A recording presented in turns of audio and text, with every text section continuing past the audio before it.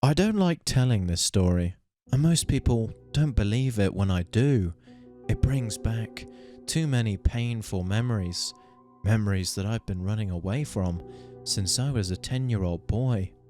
I'd been called a devil, a murderer, a child just desperate for attention. I'm 40 now, and I'm sure people still question my sanity. I even question my sanity. It's been 30 years, but I will never forget what happened in that house. I will never forget what I heard, what I saw.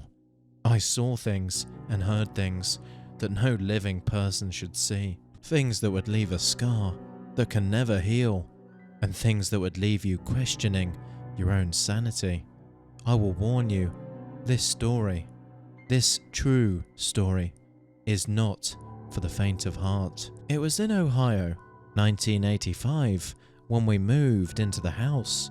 My mother was looking for a fresh start after my father's abusive acts became too much for her to bear.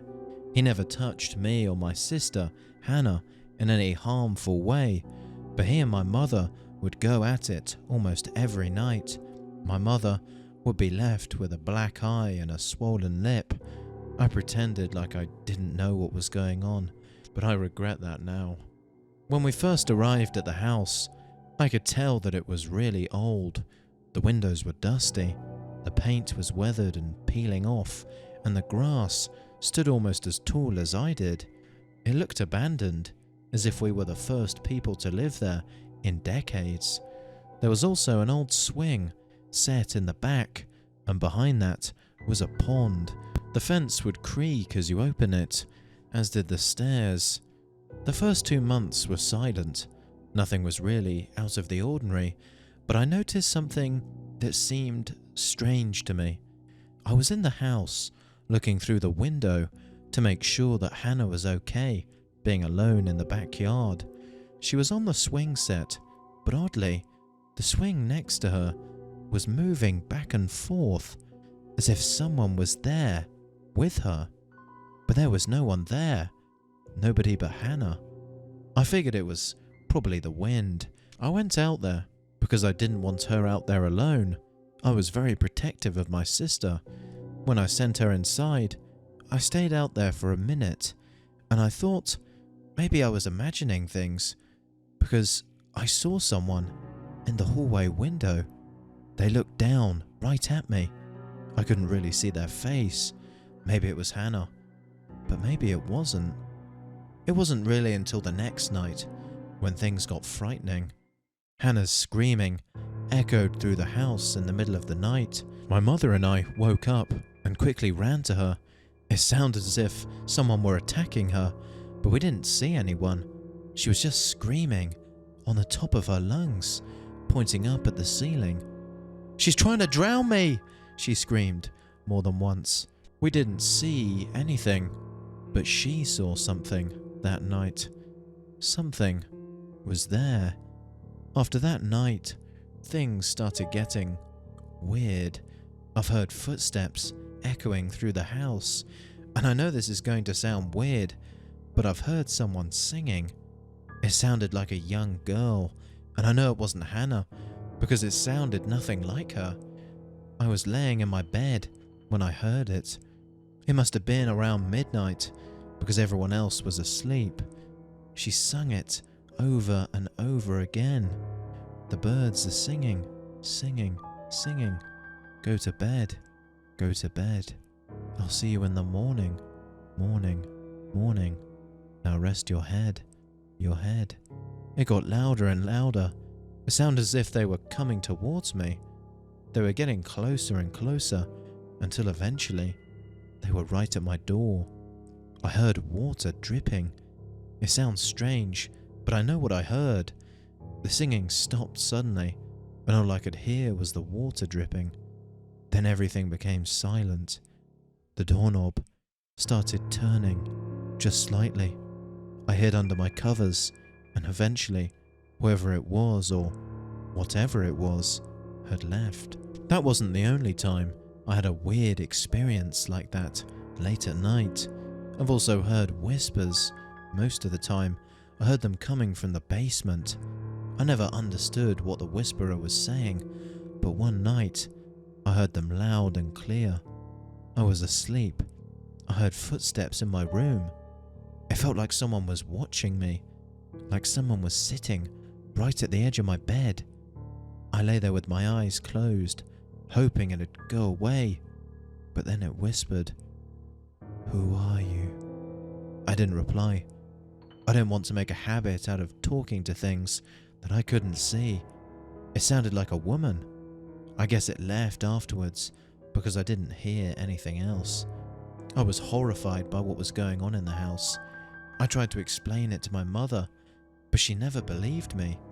She claimed I was dreaming, and I almost believed that maybe I was dreaming, and my mother seemed distant. She wasn't the same person anymore. I was worried about Hannah as well. She must have been traumatized by what she saw that night. I loved my sister. We did a lot together, but she became distant as well. One day, as I walked past her room, I heard her singing the same song. The birds are singing, singing, singing. Go to bed, go to bed. I'll see you in the morning, morning, morning. Now rest your head, rest your head. I walked into her room and she stopped singing. She was just sitting on the floor, drawing as usual. "Where did you learn that song from, Hannah?" I asked her. "I learned it from my friend," she replied, pointing towards the corner of the room. I looked around the room, but I didn't see anyone or anything. I noticed her drawing, and it was really strange. She drew herself, sitting on the swing, but next to her was another girl. "Who is that girl you drew?" I asked her. "That's my friend. Her name is Maddie."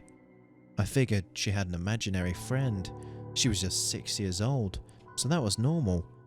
But that didn't explain the song. "Is she the one who taught you the song?" She shook her head. "Yes. Her mother used to sing it to her every night," she told me, "and she still does sometimes." "Where is she now?" I asked her.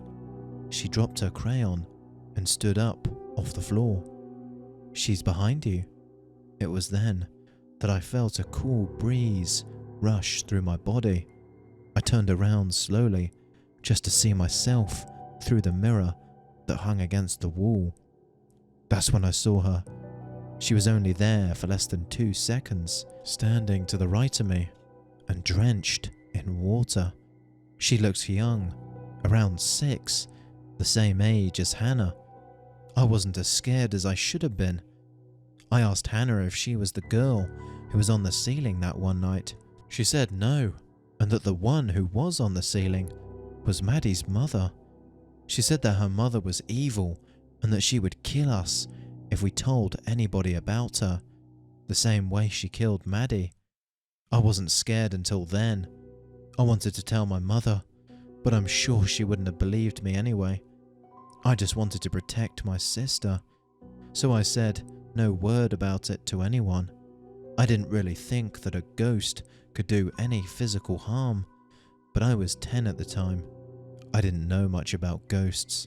The only thing I knew about them was that they were people who were once living. Later that day, I was walking past the basement when I heard the laughter of a young girl. It sounded like Hannah, so I walked down the stairs. She was sitting alone in the middle of the basement. "You shouldn't be down here by yourself, Hannah," I said to her. "I'm not by myself," she said. She had one of those old jewelry boxes with the ballerina that would twirl and play music when you open it. "What are you doing down here?" I asked her. "Maddie wanted to show me her jewelry box." I looked around. I didn't see anybody. Not that I wanted to. I felt very uneasy, like somebody was watching me. Somebody was there. "We have to go. Now," I yelled. "We need to get upstairs." I didn't want to be down that basement. "Shh," she whispered. "You're gonna wake her mother." "Get up, Hannah," I yelled. And then I heard it. A noise. It came from the other room of the basement. Hannah started crying. I could see the fear in her eyes. She stood up on her feet, dropping the jewelry box. "Danny!" she cried, pointing behind me. "She's behind you!" My heart popped out of my chest. I remember shaking and my heart beating at a rapid pace as I slowly turned around. I froze in fear for a few seconds. She was there. She had long, black hair and was wearing a black gown. Her face was pale and her eyes were pitch black. It was like looking into the eyes of death itself. I grabbed Hannah and we ran upstairs to our mother. I wasn't sure if she believed us. She told us to stay out of the basement, and that was it. The face still haunts me to this day. Hours after that frightening experience, I lay awake in my bed as I couldn't sleep. It was past midnight, so everyone else was asleep. I heard music coming from outside my room. I got out of bed, thinking that maybe it was Hannah. I peeked out my door, but I didn't see anyone. I walked down the hallway, and on the floor, in front of Hannah's room, was the jewelry box from the basement. I watched as the ballerina twirled around and around and around. Everything was in slow motion. I became lightheaded. The air was cold and heavy. Somebody was watching me. I heard somebody singing that same song, but it wasn't a young girl this time. It was a woman. The singing was coming from Hannah's room. I opened her door and the singing stopped, and I didn't see anyone. Hannah was fast asleep. I asked her about it the next day, but she had absolutely no idea what I was talking about. Weeks after that incident was when everything took a turn for the worse. Just like before, she was screaming on the top of her lungs in the middle of the night. We ran to her, my mother and I. "She's trying to drown me!" she screamed. "She's trying to drown me!" "Who?" my mother asked. "Who are you talking about?" Hannah stopped screaming and stood from her bed. She was shaking. Her face was pale and her voice became weak. Her eyes were wide as she stood there, almost like she was frozen, like she couldn't move. "She's behind the door," she whispered suddenly, pointing at the door with a horrifying look in her eyes. Bam! The door slammed shut, and I found myself alone, outside in the hallway. They were screaming. My mother and sister were screaming, and there was nothing I could do.